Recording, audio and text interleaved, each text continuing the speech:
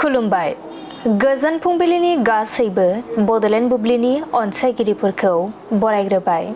दिनै 5 नभेम्बर बुधबारनि फान्जामुथिखौ फरायथिनो लादों आं उदांस्रि मुसाहारिया। फान्जामुथिनि गिबियाव दं मेष राशि।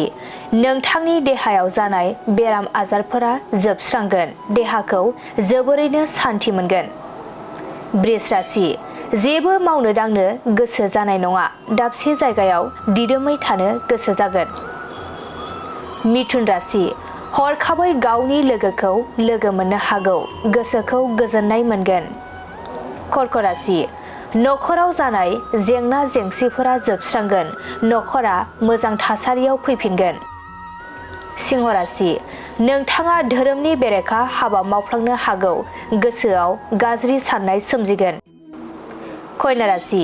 समाजनि हाबा मावनायाव बिबान मोनफागोन, दाबसे जायगायाव थाथेरनो सम मोननाय नङा।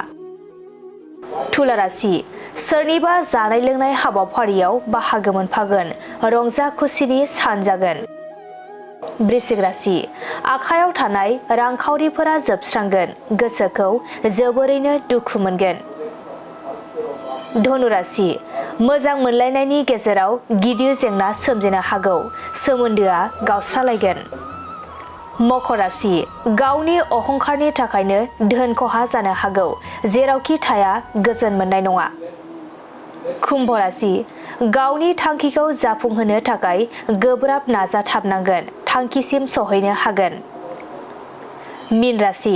नोंथांनि मावनो लानाय हाबायाव सुथुरा हेंथा होगोन, खामानिफोरा आद्रा जानानै थागोन।